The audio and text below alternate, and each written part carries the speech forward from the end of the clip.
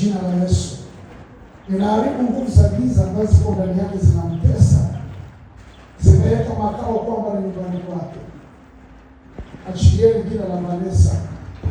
Vanessa ni mtoto wa Yesu, wala sio marehemu. Moto ngua, piga ngua kwa jina la Yesu, piga ngua, ngua kwa moto ongezeka kwa jina la Yesu, ngua moto. Na ika jina la Vanessa mmelifanya kama marehemu, mnaenda kwenye mapango kumtesa. Kuna mambo anayawaza akifikiri yanatokea, lakini yasingeweza kutokea. Katika jina la Yesu, piga mikuki ya utosi, piga mikuki ya utosi. Toka shetani, subiani makata. Kwa jina la Yesu, piga moka subiani, moka makata.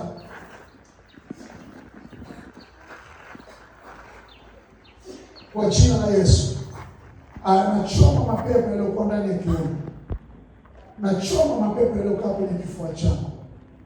Yanatangaza ubaya kwa kubalala ya uzuri wako.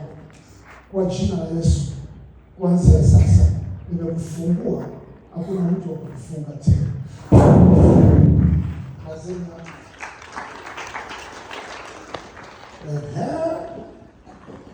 naona sasa unaendelea vizuri.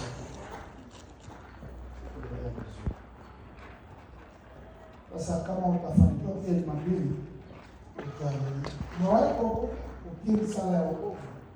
Umewahi? Hujawahi? Basi kwa kufikiria kama utaweza, basi unaweza kuniambia. Utakuja Jumapili ukishafika baada ya ibada ya Mungu. Na kwa sababu fulani nitakupa ambazo utakuwa unasoma misala na neno la Mungu, alafu uweze kusema na Mungu ndani. Ndio unasumbua watu huko. Kwa unaendaga miaka fulani inakuwa sivyo.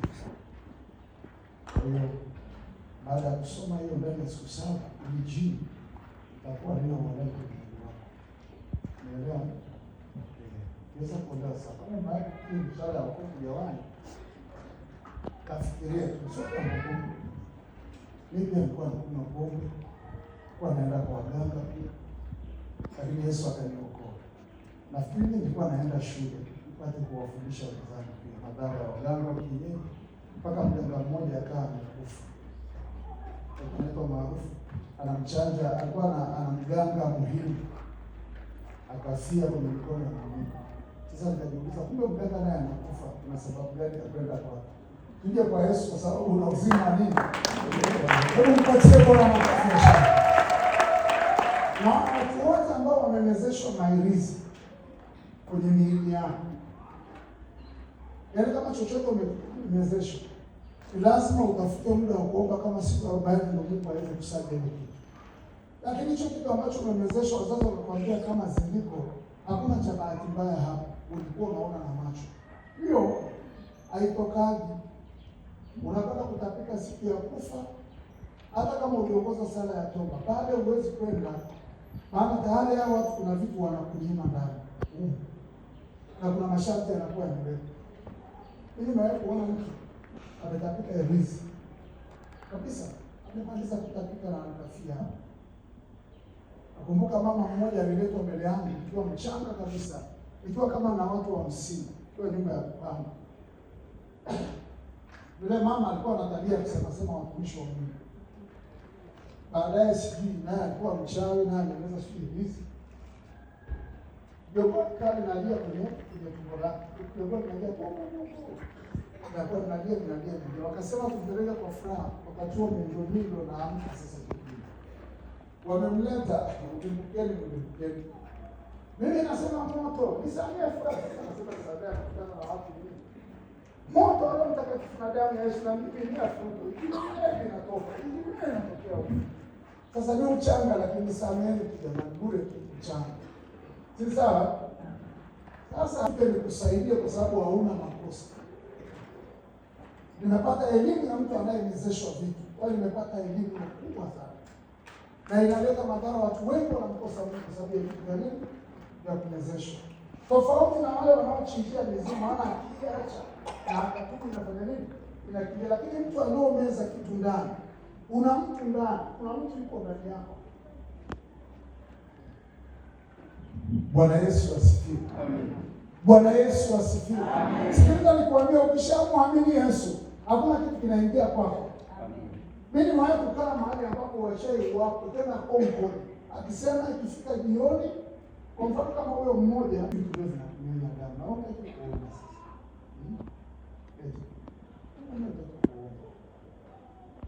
Kama nyosha mkono huko jamani. Kama nyosha mkono kidole na wewe mtu wa ukombozi.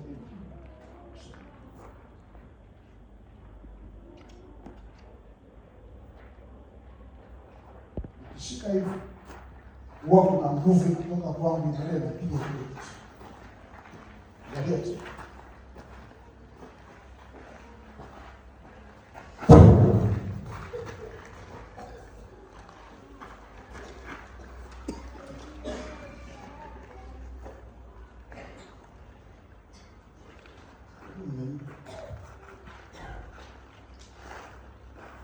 Unajua?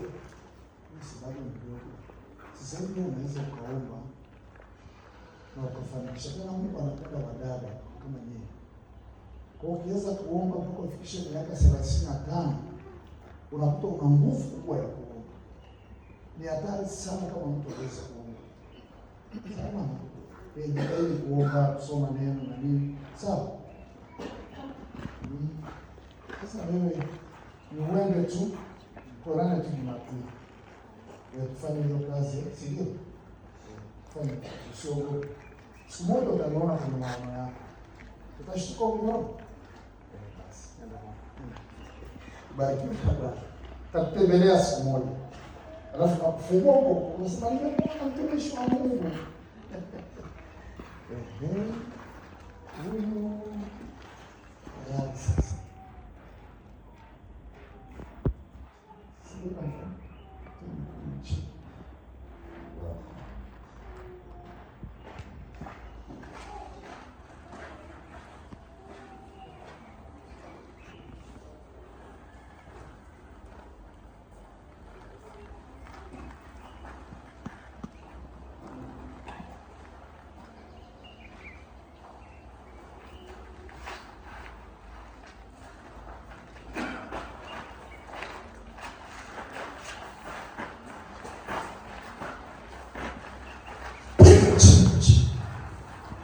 Sema moto. Moto. Tena moto. Moto. Sema fire kwa Kiingereza ndio inafaa. Sema fire. Fire. Fire. Sauti inakuwa ndogo. Fire. Twende tena. Sema shwari kuu. Shwari kuu. Shaka tu. Kama siku